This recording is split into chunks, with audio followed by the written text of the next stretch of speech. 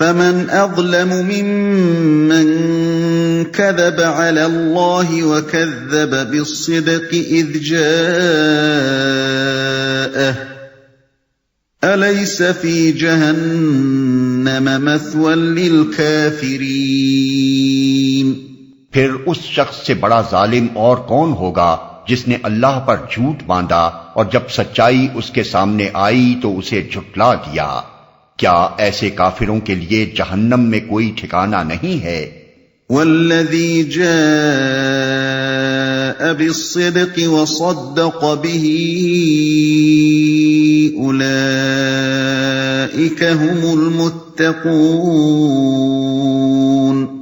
اور جو شخص سچائی لے کر آیا اور جنہوں نے اس کو سچ مانا وہی عذاب سے بچنے والے ہیں۔ مطلب یہ ہے کہ قیامت کے روز اللہ تعالیٰ کی عدالت میں جو مقدمہ ہونا ہے اس میں سزا پانے والے کون ہوں گے، یہ بات تم آج ہی سن لو۔ سزا لازماً انہی ظالموں کو ملنی ہے جنہوں نے یہ جھوٹے عقیدے گھڑے کہ اللہ کے ساتھ اس کی ذات، صفات، اختیارات اور حقوق میں کچھ دوسری ہستیاں بھی شریک ہیں۔ اور اس سے بھی زیادہ بڑھ کر ان کا ظلم یہ ہے کہ جب ان کے سامنے سچائی پیش کی گئی تو انہوں نے اسے مان کر نہ دیا بلکہ الٹا اسی کو جھوٹا قرار دیا جس نے سچائی پیش کی۔ رہا وہ شخص جو سچائی لایا اور وہ لوگ جنہوں نے اس کی تصدیق کی تو ظاہر ہے کہ اللہ کی عدالت سے ان کے سزا پانے کا کوئی سوال ہی پیدا نہیں ہوتا۔ لهم ما يشاءون عند ربهم ذلك جزاء المحسنين ليكفر الله عنهم أسوأ الذي عملوا ويجزيهم أجرهم بأحسن الذي كانوا يعملون۔ انہیں اپنے رب کے ہاں وہ سب کچھ ملے گا جس کی وہ خواہش کریں گے، یہ ہے نیکی کرنے والوں کی جزا، تاکہ جو بدترین اعمال انہوں نے کیے تھے انہیں اللہ ان کے حساب سے ساقط کر دے، اور جو بہترین اعمال وہ کرتے رہے ان کے لحاظ سے ان کو اجر عطا فرمائے جس کی وہ خواہش کریں گے۔ یہ بات ملحوظ رہے کہ یہاں فی الجنت یعنی جنت میں نہیں بلکہ عند ربہم یعنی ان کے رب کے ہاں کے الفاظ ارشاد ہوئے ہیں، اور ظاہر ہے کہ اپنے رب کے ہاں تو بندہ مرنے کے بعد ہی پہنچ جاتا ہے، اس لیے آیت کا منشا یہ معلوم ہوتا ہے کہ جنت میں پہنچ کر ہی نہیں بلکہ مرنے کے وقت سے دخول جنت تک کے زمانے میں بھی مومن صالح کے ساتھ اللہ تعالیٰ کا معاملہ یہی رہے گا۔ وہ عذاب برزخ سے، روز قیامت کی سختیوں سے، حساب کی سخت گیری سے، میدان حشر کی رسوائی سے، اپنی کوتاہیوں اور قصوروں پر مواخذے سے لازماً بچنا چاہے گا، اور اللہ جل شانہ اس کی یہ ساری خواہشات پوری فرمائے گا،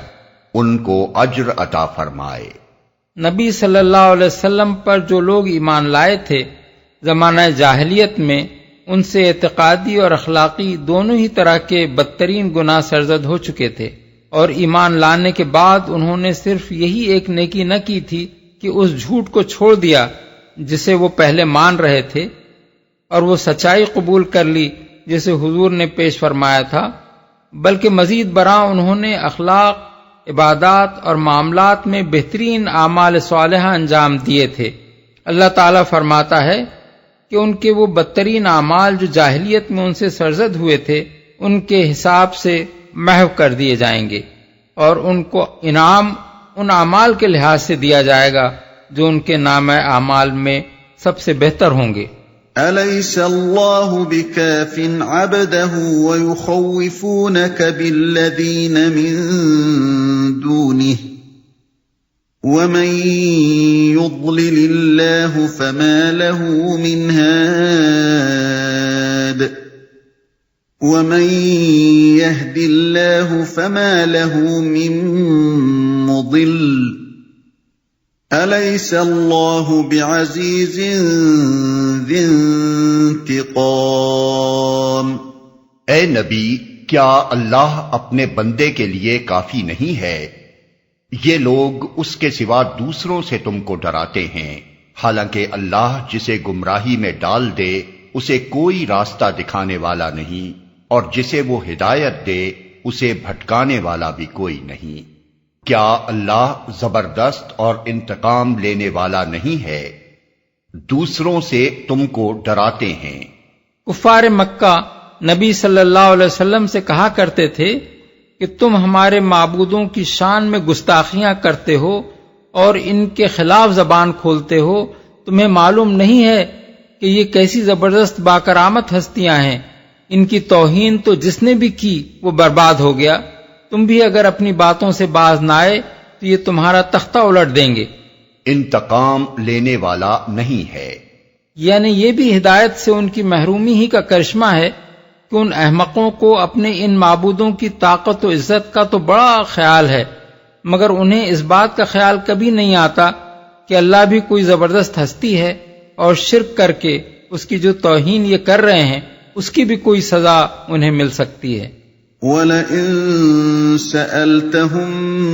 مَّنْ خَلَقَ السَّمَاوَاتِ وَالْأَرْضَ لَيَقُولُنَّ اللَّهُ قُلْ أَفَرَأَيْتُم مَّا تَدْعُونَ مِن دُونِ اللَّهِ إِنْ أَرَادَنِيَ اللَّهُ بِضُرٍّ هَلْ هُنَّ كَاشِفَاتُ ضُرِّهِ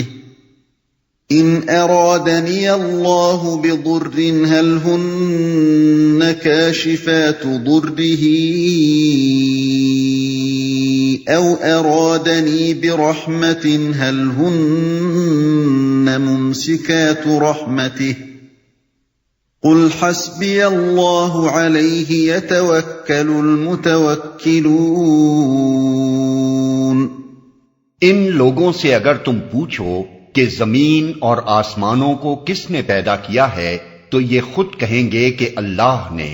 ان سے کہو جب حقیقت یہ ہے تو تمہارا کیا خیال ہے کہ اگر اللہ مجھے کوئی نقصان پہنچانا چاہے تو کیا تمہاری یہ دیویاں جنہیں تم اللہ کو چھوڑ کر پکارتے ہو مجھے اس کے پہنچائے ہوئے نقصان سے بچا لیں گی؟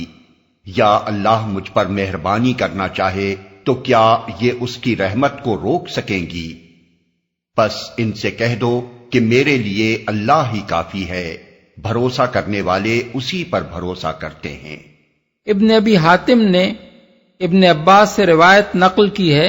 کہ نبی صلی اللہ علیہ وسلم نے فرمایا، من احب ان یکون اقوى الناس فلیتوکل علی اللہ ومن احب ان یکون اغنى الناس فلیکن بما فی ید اللہ عز وجل اوثق منہ بما فی یدیہ ومن احب ان یکون اکرم الناس فلیتق اللہ عز وجل۔ جو شخص چاہتا ہو کہ سب انسانوں سے زیادہ طاقتور ہو جائے اسے چاہیے کہ اللہ پر توکل کرے، اور جو شخص چاہتا ہو کہ سب سے بڑھ کر غنی ہو جائے اسے چاہیے کہ جو کچھ اللہ کے پاس ہے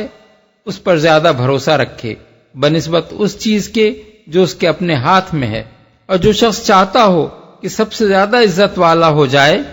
اسے چاہیے کہ اللہ عز و جل سے ڈرے۔